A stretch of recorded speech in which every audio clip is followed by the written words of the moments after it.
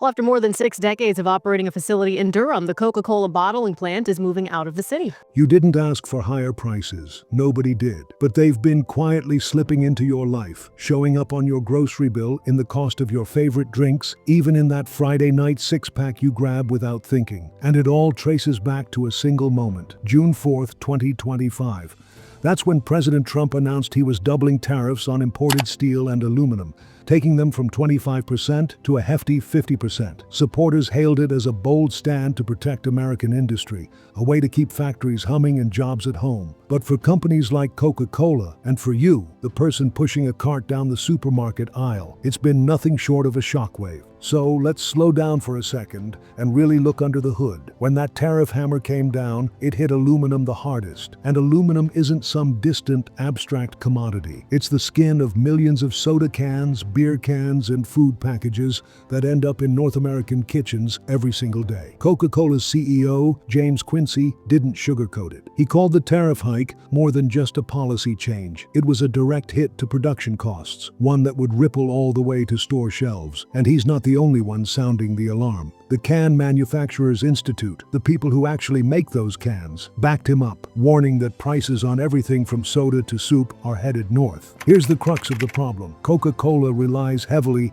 on imported aluminum. Nearly half of America's supply comes from abroad, with Canada leading the pack. But now, every shipment arrives with a 50% surcharge baked in. It's like buying a car and finding out there's an extra wheel tax you never agreed to. For Coke, that means higher production costs. For retailers, it means pricier inventory. And for families, it means the weekly budget takes yet another hit. One more squeeze in a year already full of them. So what's Coca-Cola supposed to do? James Quincy, the company's CEO, has floated one possible workaround: shifting more products into plastic bottles. On paper, it sounds like a neat fix. Swap out the pricey aluminum, keep the drinks flowing, problem solved. But in reality, it's a minefield. Consumers are already wary of plastic, and not without reason. Environmental concerns have been mounting for years, and switching to more plastic packaging risks sparking a backlash. Glass might seem like the next best thing, but it's heavy, fragile, and far too expensive to scale for the sheer volume Coke moves. And aluminum, despite the price hike, is still the gold standard. It's lightweight, endlessly recyclable, and for many people, it's simply the way soda is meant to be enjoyed. Every path comes with a trade-off. If Coke raises prices, it risks losing customers to cheaper alternatives. If it pivots to plastic, it risks its brand image, and the loyalty of fans who swear a Coke just tastes better from a can. And this isn't just Coca-Cola's headache. Small craft breweries, the kind of local beer makers that rely on affordable cans to get their product into customers' hands, are already feeling the squeeze. Unlike Coke, they don't have the deep pockets to absorb the extra costs. For them, it's a brutal choice: pass the burden on to customers and risk losing them, or eat the cost and risk going under. Food giants like Campbell are in the same boat. Higher aluminum prices mean higher costs for canned soup, vegetables, and other pantry staples. And here's the kicker: the Aluminum Association has already admitted that even if every idle smelter in the US roared back to life tomorrow, the country still couldn't produce enough aluminum to meet demand. In other words, there's no quick fix on the horizon. What we're left with is a supply chain crunch that feels less like protection and more like a chokehold. And the ripple effects don't stop at the supermarket checkout. Trade partners like Canada and Mexico have blasted the tariffs as unfair. The European Union has hinted at retaliation. It's turning into a geopolitical tug-of-war, with businesses and everyday consumers caught squarely in the middle. The Trump administration insists the move is about national security and reviving domestic industry. But critics point to past tariff studies,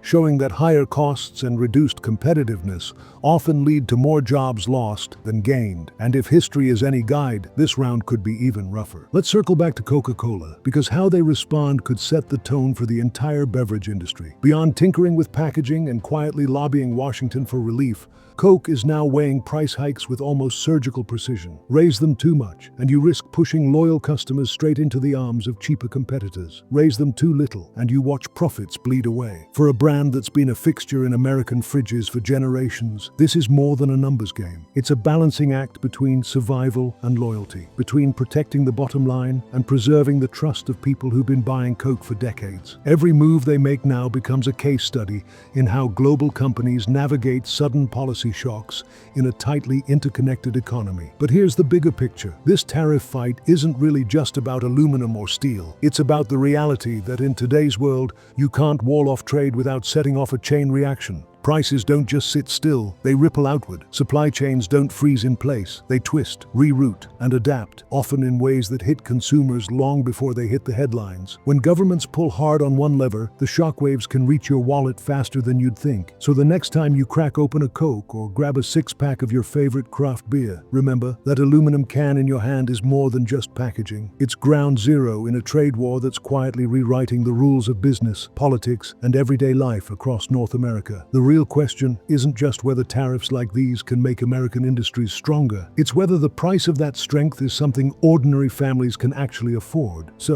where do you land on this? Are tariffs a necessary evil to protect jobs? Or are they punishing the very businesses and consumers they claim to defend? Let's hear it in the comments. Alright, that's it for today. If you enjoyed hanging out, hit that like button. It really helps the channel grow. And if you haven't already, make sure to subscribe and tap the bell so you don't miss what's coming next. Thanks for watching, and I'll catch you in the next one.